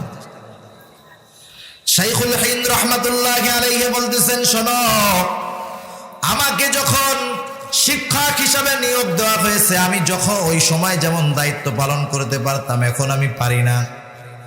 কারণ মানুষ অনেক সময় ইচ্ছা থাকার পরেও বার্ধক্যের কারণে অনেক কিছু করতে পারে না।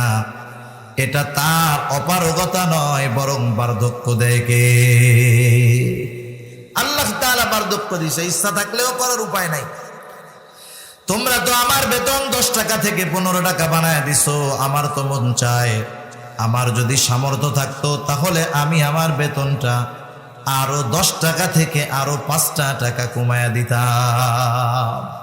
এটা তার দায়িত্বের যেই সচেতনতা, দায়িত্বের ব্যাপারে সে কতটা গুরুত্ব ছিল তাদের মধ্যে, এটার দ্বারা এটা প্রমাণিত হয়ে যায়।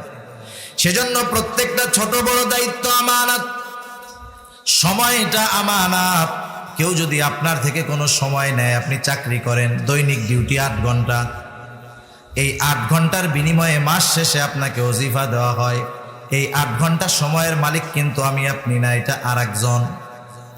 এখন ওই 8 ঘন্টা সময়ের মধ্যে কেউ যদি ওই সময়টা মালিকের অনুমতি ব্যতীত নিজের কাজে ব্যয় করে, নিঃসন্দেহে সে সময়ের আমানতের খেয়ানতকারী। এরকম প্রত্যেকটা জায়গায় আমানতের খেয়ানত হয়েছে। আমাদের সন্তান সন্ততি আমানত, শরীয়ত, এই দিন আমাদের কাছে আমানত, আমাদের অঙ্গ প্রত্যঙ্গ আমাদের কাছে আমানত। আমরা যখন কোনো গুনাহ করি, গুনার দ্বারা আমানতের খেয়ানত হয়। চোখের দ্বারা গুনাহ করলে চোখের খেয়ানত হয়, হাতের দ্বারা গুনাহ করলে হাতের খেয়ানত হয়, পায়ের দ্বারা গুনাহ করলে পায়ের খেয়ানত হয়। আল্লাহ তাআলা কোরআনুল কারীমের মধ্যে বলেন, ইয়ালামু খাইনাতাল আ'য়ুনি ওয়া মা তুখফিস সুদূর। আল্লাহ রাব্বুল আলামিন তিনি জানেন তোমরা চোখের কি খেয়ানত করো। এইরকম প্রত্যেকটা অঙ্গ প্রত্যঙ্গের খেয়ানত যদি আমরা করি, আল্লাহ তাআলা সব জানেন। সেজন্য গুনাহটাও কি বলেন? খেয়ানত। শরীয়ত যত বিধিবিধান আল্লাহ তাআলার পক্ষ থেকে আসছে, এগুলো আমাদের কাছে আমানত। লম্বা আর করা যাবে না, সময় কম। সেজন্য আমরা প্রত্যেকে আমানতদার হওয়ার সর্বোচ্চ চেষ্টা করব। আল্লাহ তৌফিক দান করুক। নবীজির হাদিসটা বলে আমি আয়াতটার বাকি অংশ শেষ করে দেব ইনশাআল্লাহ। এরপরে নবীজি বলতেছেন, সিদকু হাদিসিন, সত্য কথা বলা। সত্য কথা বলা, নবীজি সত্যের ব্যাপারে কতটা গুরুত্ব দিয়েছেন। রাসূল আকরাম সাল্লাল্লাহু আলাইহি ওয়াসাল্লাম বলেন, ইন্নাস সিদকা ইয়াহদি ইলাল বির ওয়া ইন্নাল বিররা ইয়াহদি ইলাল জান্নাহ। নিশ্চয়ই সত্য মানুষকে কল্যাণের পথ দেখায়, আর কল্যাণ মানুষকে জান্নাতের পথ দেখায়। ওয়া ইন্নাল কিযবা ইয়াহদি ইলাল ফুজুর ওয়া ইন্নাল ফুজুরা ইয়াহদি ইলান নার। আর মিথ্যা মানুষকে মন্দের পথ দেখায়, আর মন্দ মানুষকে জাহান্নামের পথ দেখায়। কোন মানুষ যদি, হাদিসের মধ্যে নবীজি বলেন, কোন মানুষ যখন ধারাবাহিকভাবে সত্য বলতে থাকে, সত্য বলতে থাকে, মিথ্যা কখনো বলে না, আল্লাহ রাব্বুল আলামিনের দরবারে সে একজন সিদ্দিক বলে গণ্য হয়ে যায়। আর কোন মানুষ যখন মিথ্যা বলতেই থাকে, ধারাবাহিকভাবে মিথ্যা বলতে থাকে, আল্লাহ তাআলার দরবারে সে একজন মিথ্যাবাদী হিসাবে সাব্যস্ত হয়ে যায়। এই জন্য সত্যবাদী তার উপরে থাকলে আল্লাহ তাআলার দরবারে সিদ্দিক বলে গণ্য হওয়া যায়। দুনিয়ার নিজামটাও এরকম। কোন মানুষ যখন মিথ্যা কথা বলতে থাকে, মিথ্যা বলতে বলতে তার অবস্থা এমন হয়ে যায়, একটা সময় সে যদি সত্য কথাও বলে, তার কথা কেউ বিশ্বাস করে না। স্কুলে এক সময় ইংরেজি একটা গল্প ছিল, এক দুষ্টু রাখালের গল্প। রাখাল একদিন জঙ্গলের পাশে গরুরে ঘাস খাওয়াইতে বানছে। ও চিন্তা করতেছে মানুষদের সাথে একটু মজা করার দরকার। গাছের উপরে উঠে বলতেছে, বাঘ বাঘ বাঘ। আশেপাশের সব লোকজন ছুটে আসছে, কই বাঘ? বলে, আমি তো তোমাদের সাথে একটু মজা করতেছিলাম। লোকজন রাগ হয়ে গেছে, চলে গেছে। আবার কিছুদিন পরে আবার ওই গাছের উপরে উঠে বলে, বাঘ বাঘ বাঘ। এইবার অল্প কয়েকজন লোক আসছে, কই বাঘ? বলে, আমি তো তোমাদের সাথে মজা করছি। এরপরে আর একদিন সত্যই বাঘ আসছে। এইবার গাছের উপরে ওইটা গলা ফাটায় চিৎকার করতেছে, বাঘ বাঘ বাঘ। মানুষ তার সত্য কথাটা শুনতেছে কিন্তু বিশ্বাস করতেছে না। কারণ কি? কারণ ও মিথ্যাবাদী, ও সত্য কথা কয় না। এজন্য মিথ্যাবাদী মিথ্যা বলতে বলতে এক সময় দুনিয়ার মানুষ তার চরম সত্যটাকেও বিশ্বাস করে। এজন্য আমরা কখনো মিথ্যা কথা বলবো না, কারণ মিথ্যা হলো সকল গুনাহের মা আর মুনাফিকের অন্যতম একটা আলামত। মিথ্যা কোনো জায়গায় বলা যাবে না, এমনকি ছোট বাচ্চাদের সাথেও মিথ্যা কথা বলা যাবে না। আমরা অনেক সময় বুঝি না, না বুঝে ছোট বাচ্চাদের সাথে মিথ্যা কথা বলে ফেলি। মনে করেন ছোট একটা বাচ্চা কাপ ভেঙে ফেলছে, গ্লাস ভেঙে ফেলছে, সে যখন বুঝতে পারলো তার আব্বা তার মা তার উপরে রাগ হইছে, পিটানি দিতে পারে, দৌড় দিয়ে দূরে সরে গেল। মা এবার বাচ্চাটাকে ডাক দেয়, কাছে আয়, কাছে আয়। বাচ্চা আসে না। এবার মা যখন বলল কাছে আয়, কিছু বলবো না, বাচ্চা মায়ের কথা বিশ্বাস করে যখন মার কাছে আসলো, মার গ্লাসটা ভেঙে ফেলছে। মা কি করবে? এবার কি করব? চুমা দিবে, পিটানি দিবে। বলছিল কি কাছে আয়, কিছু বলবো না। একদিন, 2 দিন, 3 দিন কোন মা বাবা যদি এই ধরনের কাজ ছোট বাচ্চার সাথে করে, এক সময় ও চিন্তা করবে না আমার বাপ মিথ্যা কথা কয়, আমার মা মিথ্যা কথা বলে। ও যখন ডাক দিবে ও বলবে না, যাব না, কাছে গেলে তুমি পিটানি দিবা। ক্ষতিটা কি হলো চিন্তা করেন। নবীজি সাল্লাল্লাহু আলাইহি ওয়াসাল্লাম বলেন, শিশুকালের শিক্ষা হলো পাথরে খোদাই করার মতো। ওই ছোট বাচ্চার অন্তরের মধ্যে যদি একবার এই বিশ্বাস গেঁথে যায়, আমার বাবা আমার সাথে মিথ্যা বলে, মা আমার সাথে মিথ্যা বলে, ওই বাচ্চাটা যখন বড় হবে ও তার মা বাবার প্রতি এই ধারণা থাকবে যে তার মা বাবা তার সাথে মিথ্যা কথা বলে। সারা জীবনের জন্য ওই সন্তানের কাছে আস্থা হারায় ফেলবে মা বাপ। এই জন্য ছোট বাচ্চাদের সাথে আমরা কখনো মিথ্যা কথা বলবো না। বাচ্চারা যখন ছোট থাকে, একটু ডান পিটা থাকে, একটু দুষ্টু থাকে, শয়তানে একটু জ্বালায়, এটা স্বাভাবিক বিষয়। রাসূলুল্লাহ সাল্লাল্লাহু আলাইহি ওয়াসাল্লামের কাছে একদিন একজন মহিলা আসছে। মহিলার সাথে ছোট একটা বাচ্চা, বাচ্চাটা মহিলার হাত থেকে ছুটে দূরে চলে গেছে। বাচ্চাটাকে ডাকতেছে, বাচ্চা আসে না। এইবার হাতের মুষ্টি বাঁকায়া বাচ্চাটার দিকে ইশারা দিচ্ছে, কাছে আসো, মজা দিব। এইবার বাচ্চাটা মার কাছে আসলো, হাতের মুষ্টি খুলে মহিলা একটা খেজুর তার হাতে দিয়ে দিল। রহমাতুল্লিল আলামিন নবীজি খেয়াল করতেছিলেন যে বাচ্চার সাথে মা কেমন আচরণ করে। এইবার নবীজি ওই মহিলাটাকে বললেন, শোনো, তুমি যদি তোমার বাচ্চার হাতে কিছু না দিতা, তুমি মিথ্যাবাদী বলে গণ্য হয়ে যেতা। সেজন্য আমরা বাচ্চাদের সাথেও মিথ্যা কথা বলবো না। হাস্যরস কৌতুক করে অনেক সময়, অনেকে বুঝে না, মনে করে যে কৌতুক হাসি এগুলার সময় মনে হয় মিথ্যা কথা বলা যায়, এটারে স্বাভাবিক মনে করে মিথ্যাকে। এ ধরনের কোনো অনুমতি ইসলামী শরীয়তে নাই। মিথ্যা কথার দ্বারা কৌতুক হাসি এসব করার কোনো সুযোগ ইসলামে নাই, বরং এটা হারাম। কেউ যদি সত্যের মাধ্যমে কাউকে হাসাইতে পারে, আনন্দ দিতে পারে, সেটা ভিন্ন, কিন্তু সত্যটা হতে হবে শালীন। অশালীন অশ্লীল কথা দিয়ে কাউকে আনন্দ দেওয়ার সুযোগ ইসলাম দেয় নাই। নবীজি মজা করছে।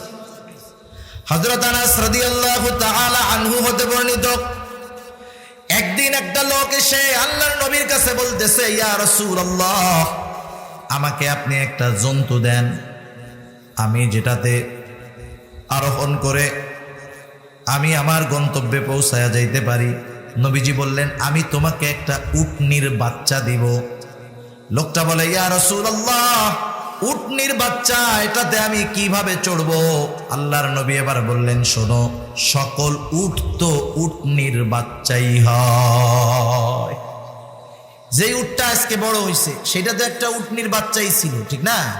এটা সত্যের মাধ্যমে নবীজি তার সাথে মজাক করেছেন। মিথ্যা কথার দ্বারা কৌতুক হাস্যরস করার অনুমতি ইসলামে নাই। সেজন্য নবীজি বলেন, সিদকু হাদিসিন, সত্য কথা বলা। 3 নাম্বার, হুসনু খলিকাতিন, উত্তম চরিত্রের অধিকারী হওয়া। উত্তম চরিত্রের অধিকারী হওয়া, একটা মানুষ যদি উত্তম চরিত্র, উত্তম আখলাকওয়ালা হতে চায়, দুনিয়ার কোনো সাধারণ মানুষের অনুসরণের মাধ্যমে সম্ভব নয়।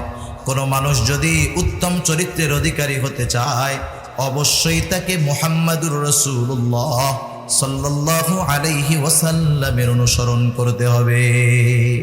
আল্লাহ রাব্বুল আলামিন সেই জন্য বলেন, লাকাদ কানা লাকুম ফি রাসূলিল্লাহি উসওয়াতুন হাসানাহ। আল্লাহ তাআলা বলেন, তোমাদের জন্য উত্তম জীবন আদর্শ রাসূল আকরাম সাল্লাল্লাহু আলাইহি ওয়াসাল্লামের মধ্যে রয়েছে। নবীজির চরিত্র কেমন? আমরা তো আমাদের যখন চারিত্রিক সনদের প্রয়োজন হয়, চারিত্রিক সার্টিফিকেটের প্রয়োজন হয়, কেউ কাউন্সিলের অফিসে গিয়ে, কেউ ইউনিয়ন পরিষদে গিয়া, কেউ মেয়রের কাছে গিয়া চারিত্রিক সনদ আনে, ঠিক কিনা বলেন? দেখা যাবে একজন বুজুর্গ শাইখুল হাদিস তার চরিত্রের সনদ দিচ্ছে একজন গমসর। কে দিচ্ছে? একজন বুজুর্গের চারিত্রিক সনদ দিচ্ছে একজন খারাপ মানুষ। অথচ আমার আপনার নবীর চারিত্রিক সনদ দুনিয়ার কোনো মানুষ দেয় নাই। কে দিয়েছে? জোরে বলেন, আরো জোরে বলেন, কে দিয়েছে? পবিত্র কোরআনুল কারীমের মধ্যে আল্লাহ রাব্বুল আলামিন বলেন, ওয়া ইন্নাকা লাআলা খুলুকিন আযীম। আল্লাহ রাব্বুল আলামিন বলেন, আপনাকে মহান চরিত্রে অধিষ্ঠ করেছি, আপনাকে মহান চরিত্র প্রদান করেছি। শুধু তাই না, নবীজির চরিত্র কেমন ছিল? নবীজির চরিত্র ছিল প্রত্যেকটা বিষয়ে পূর্ণাঙ্গ উত্তম চরিত্র। আমার আপনার নবী শুধু আখেরি নবী এমন নয়, আমার আপনার নবীর মাধ্যমে আল্লাহ তাআলা যেমন নবুয়তির সিলসিলার পরিপূর্ণতা প্রদান করেছেন, আর আমার আপনার নবী বলেন, আমাকে প্রেরণ করা হয়েছে ইন্নামা বুইসতু লিউতাম্মিমা মাকারিমাল আখলাক, উত্তম চরিত্রে পরিপূর্ণতা প্রদানার্থে আমাকে প্রেরণ করা হয়েছে। আল্লাহ তাআলা আমার আপনার নবীর মাধ্যমে যেমন উত্তম চরিত্র, যেমন নবুয়তির পরিপূর্ণতা প্রদান করেছেন, অনুরূপভাবে আমার আপনার নবীর মাধ্যমে আল্লাহ তাআলা উত্তম চরিত্রের পরিপূর্ণতা প্রদান করেছে। সেজন্য আমরা আমাদের গোটা জিন্দেগীর প্রত্যেকটা ক্ষেত্রে রাসূল আকরাম সাল্লাল্লাহু আলাইহি ওয়াসাল্লামের দিক নির্দেশনা অনুযায়ী চলবো ইনশাআল্লাহ। চলার চেষ্টা করব। আমাদেরকে আগে জানতে হবে যে নবীজির চারিত্রিক বিষয়াবলী কেমন ছিল। না জানলে কেমনে মানব? রবিউল আউয়াল মাস আসলে শুধু আমরা এগুলো একটু বেশি মনে করি। আমরা প্রত্যেকেই চেষ্টা করব ঘরের মধ্যে নবীজির জীবনী রাখার, সিরাত রাখার। একটা বইয়ের নাম বলি, যদি সম্ভব হয় কিনে নেবেন।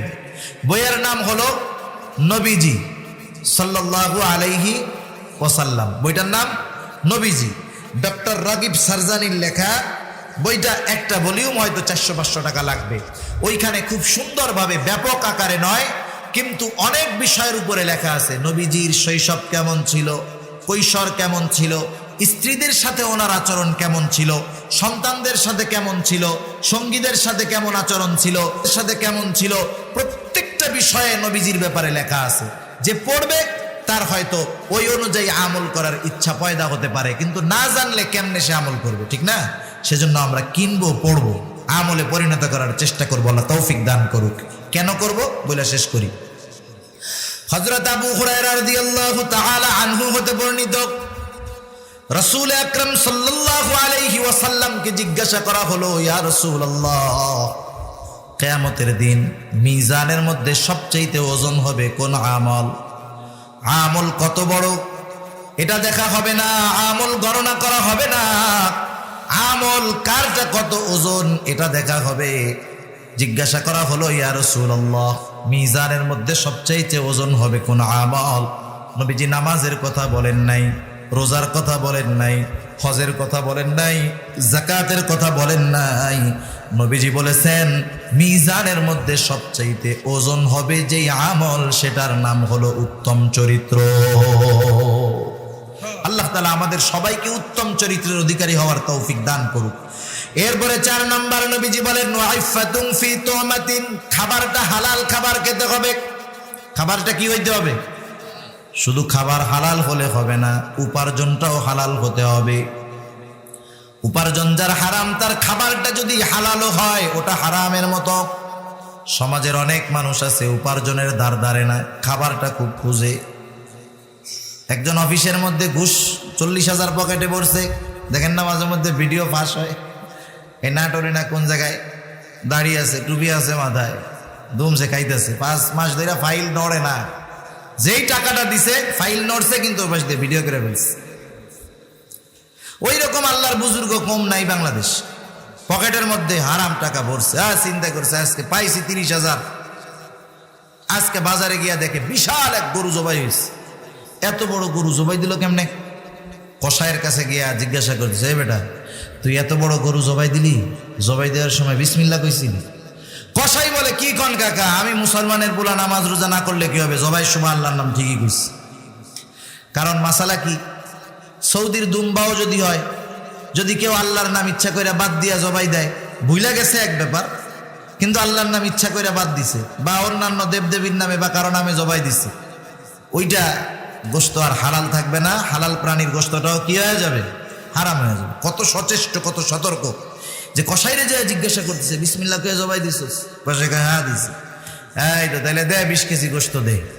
20 কেজি গোশত ব্যাগে পড়ছে, পকেট থেকে যেই টাকা দিল, টাকাটা জোরে কল বলেন না, টাকাটা হারাম।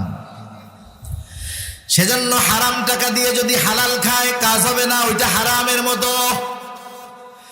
সেজন্য হালাল উপার্জনের কতটা গুরুত্ব আল্লাহ তাআলা কোরআনুল কারীমের সূরাতুল জুমআর মধ্যে বলেন, ফাইদা কুদিয়াতিস সালাতু ফান্তাশিরু ফিল আরদি ওয়াবতাগু মিন ফাদলিল্লাহ। আল্লাহ তাআলা নামাজ শেষ করার পর বসে থাকতে বলেন নাই, আল্লাহ তাআলা বলেন ফান্তাশিরু ফিল আরদ, জমিনের মধ্যে ছড়ায় পড়ো, ওয়াবতাগু মিন ফাদলিল্লাহ, আল্লাহর দেওয়া অনুগ্রহ থেকে অনুগ্রহ অন্বেষণ করো। বলেন তো অনুগ্রহ হারামের মধ্যে না হালালের মধ্যে? আরো জোরে বলেন কিসের মধ্যে? এজন্য নবীজি বলেন, কাসবুল হালালি ফারিদাতুম বাদাল ফারিদা, হালাল উপার্জন করা ফরজ ইবাদতের পরে অন্যতম ফরজ ইবাদত। সেজন্য আমরা আমাদের উপার্জনটাকে হালাল করব, আমাদের খাবারগুলোও হালাল হবে। সেই জন্য যেই মানুষগুলা হালাল উপার্জন করে, পেশা যত ছোট হোক আমরা তারে ছোট মনে করব না। একজন জুতা সেলাই করে, কাজটা কিন্তু হারাম না। কাজটা অনেক ছোট হতে পারে, নিকৃষ্ট হতে পারে, কিন্তু সে যদি জুতা সেলাই করে হালাল উপার্জন করে, আল্লাহর কসম ওই সচিবালয়ে সচিব ঘুষ খাওয়ার মাধ্যমে যেই উপার্জন করে, ওই ঘুষখোরের চাইতে ওই হালাল উপার্জন করা মুচির দাম অগণিত গুণ আল্লাহ তাআলার কাছে বেশি। সেজন্য যারা হালাল উপার্জন করে, পেশা যাই হোক, রিকশাওয়ালা, ভ্যানওয়ালা, কৃষক, এদের উপার্জনের দাম আছে। আমরা তো এদেরকে ছোট মনে করি, অথচ ওই হারামখোরদের চাইতে এদের সম্মান আল্লাহ তাআলার কাছে বেশি। এখন আসেন, কেউ যদি হারাম উপার্জন করে, হারাম খায়, তার ক্ষতি কতগুলা? বড় বড় 3টা ক্ষতি তার হয়। 1 নম্বর ক্ষতি, তার ইবাদত কবুল হয় না। হারামখোরের ইবাদত কবুল হবে না। ও বাইতুল্লাহ যদি জিয়ারত করতে করতে, উমরা হজ করতে করতে যদি ডাবল সেঞ্চুরিও পূরণ করে ফেলে, কাজ হবে না। কারণ আল্লাহ তাআলা কোরআনুল কারীমের মধ্যে বলেন, ইয়া আইয়ুহার রাসূল কুলু মিনাত তাইয়্যিবাতি ওয়া'মালু সালিহা। আল্লাহ তাআলা রাসূলগণকে উদ্দেশ্য করে বলতেছেন, হে রাসূলগণ, কুলু মিনাত তাইয়্যিবাত, আপনারা পবিত্র খান, ওয়া'মালু সালিহা, এরপরে আমলে সালেহ করেন। হালাল খাবারের কথা আগে, আমলে সালেহের কথা পরে। কোন কোন মুফাসসির বলেন, এর দ্বারা এটাই বোঝা যায়, খাবার যদি পবিত্র তথা হালাল না হয়, আমল আল্লাহর দরবারে কবুল হয় না। 2 নাম্বার ক্ষতি, হারাম খোরের দোয়া কবুল হয় না।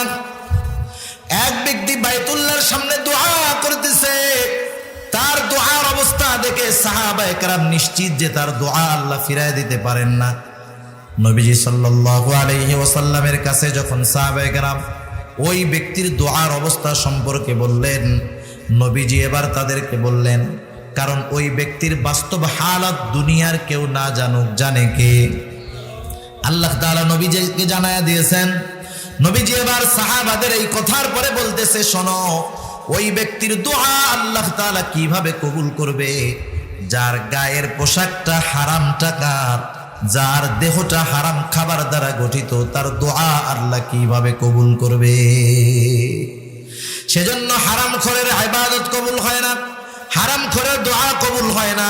সবচাইতে বড় ক্ষতি, নবীজি বলেন, লা ইয়াদখুলুল জান্নাতা জাসাদুন গুযিয়া বিল হারাম, হারাম ভক্ষণকারীর শরীর জান্নাতে প্রবেশ করবে না। লাভটা কি হইল? দুনিয়ায় হারাম কামাইয়া দুনিয়ায় কিছুদিন খেয়ে লাভ কি হলো? ইবাদত গেল, দোয়া কবুল হলো না, জান্নাতে যাওয়া গেল না। হারামখোরদের শেষ পরিণতি এরকমই হয়। আল্লাহ হেফাজত করুক। নবীজি বলেন এই 4 গুণ যার মধ্যে থাকে, দুনিয়াতে তার যদি কোনো কিছু নাও থাকে কোনো অসুবিধা নাই। আল্লাহ তাআলা ওয়াজ করতেছেন, ইন্নাল্লাহা ইয়া'মুরুকুম আন তুআদ্দুল আমানাতি ইলা আহলিহা। 1 নাম্বার ওয়াজ যে তোমরা আমানত তার হকদারের কাছে ফিরায় দাও। 2 নাম্বার ওয়া ইযা হাকামতুম বাইনান নাসি আন তাহকুমু বিল আদল। আল্লাহ তাআলা বলেন তোমরা যখন মানুষের মধ্যে বিচার আচার করবা, ন্যায় বিচার করো, ইনসাফ প্রতিষ্ঠা করো, ন্যায় বিচার করো।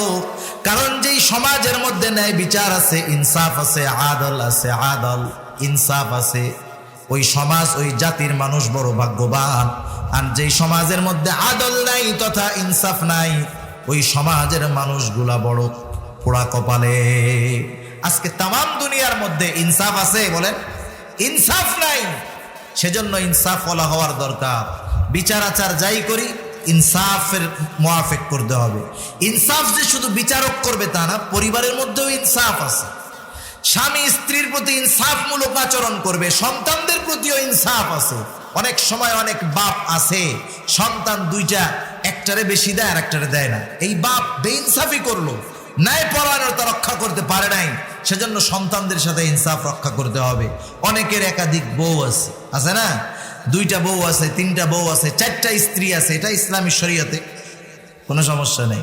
কিন্তু ইনসাফ রক্ষা করতে হবে। ইনসাফ যদি রক্ষা করতে না পারে তার জন্য একাধিক স্ত্রী রাখার অনুমতি ইসলাম দেয় নাই। সেজন্য ইনসাফ পরিবারের মধ্যে আছে, ইনসাফ রাষ্ট্রের মধ্যে আছে। বিশেষ করে যারা বিচার আচার সালিশের মধ্যে আছে তাদের খেয়াল রাখার দরকার। অনেক সময় তো দেখা যায় টাকা খাইয়া একেবারে বিচারটারে উল্টায়া ফেলে, আছে না নাই? অথচ দেখুন নবীজির ইনসাফ কেমন ছিল। রাতের পর রাত নবীজির ইনসাফ নিয়ে বলা যাবে, কোরআন হাদিস নিয়ে গবেষণা করলে। ইনসাফওয়ালা কেমন ছিলেন নবী? শুধু একটা মাত্র উপমা দিয়ে আমি আপনাদের কাছ থেকে আলোচনা শেষ করব ইনশাআল্লাহ। মাখজুম গোত্রের একজন সম্মানিত মহিলা তো হয়ে গেছে। ইসলামী শরীয়ত অনুযায়ী নবীজির দরবারে, নবীজির আদালতে ওই মহিলা হবে।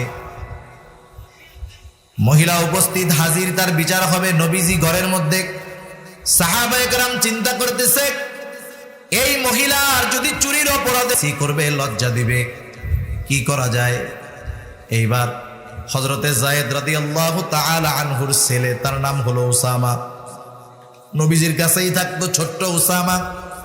সাহাবারা উসামাকে শিখায় দিয়েছে, ও উসামা তুমি তোমার নানার কাছে গিয়ে বলবা, নানা চুরির অপরাধে যেই মহিলা, সে মাখজুম গোত্রের একজন মহিলা। ছোট বাচ্চা যা শিখায় দেওয়া হলো তাই গিয়ে নানার কাছে বলছে। রহমাতুল লিল আলামিন নবীজির বুঝতে বাকি নাই, ছোট বাচ্চা নিজের থেকে বলে নাই, নিশ্চয়ই তারে কেউ শিখায় দিয়েছে।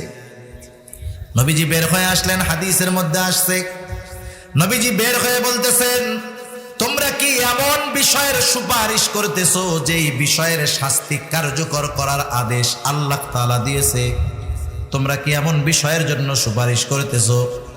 বর্ণনাকারী বলেন, নবীজি এবার দাঁড়ায় গেলেন, খুতবা দিলেন, বক্তব্য দিলেন। রাগান্বিত হয়ে গেলেন। নবীজি বললেন, শোনো, তোমাদের পূর্বে বহু জাতিকে আল্লাহ তাআলা ধ্বংস করে দিয়েছেন। তাদের মধ্যে যখন কোনো শরীফ মানুষ চুরির দায়ে অভিযুক্ত হতো, তারাকাহু, তাকে তারা ছাইড়া দিত, শাস্তি দিত না।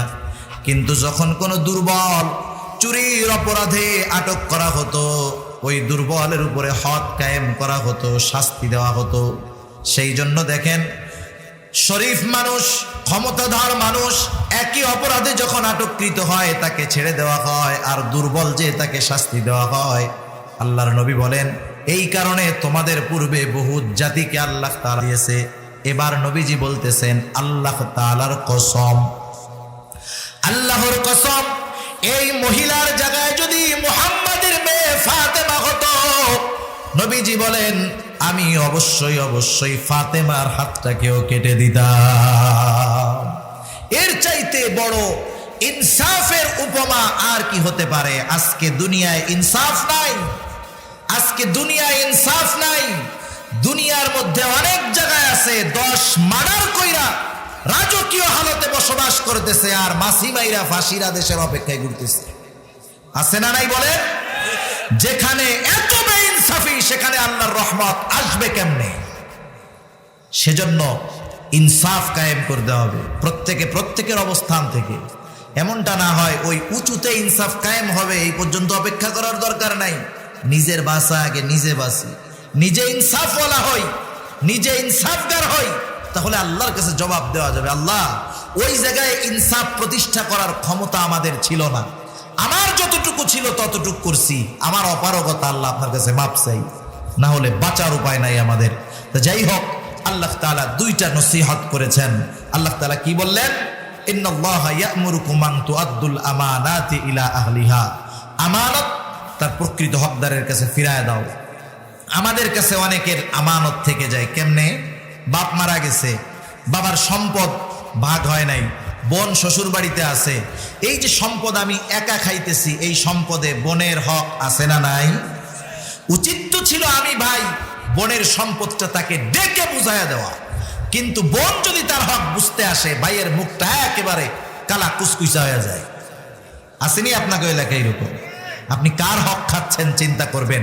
এই ধরনের বহুত আমানত আমাদের কাছে আছে, আমরা যথাযথভাবে আমানত হকদারদের কাছে ফিরায় দেব, নাইলে কিয়ামতের ময়দানে বান্দার হক নষ্টের সাথে সাথে খেয়ানতকারীদের কাতারে আমাদেরকে দাঁড়াতে হবে। আল্লাহ হেফাজত করুক।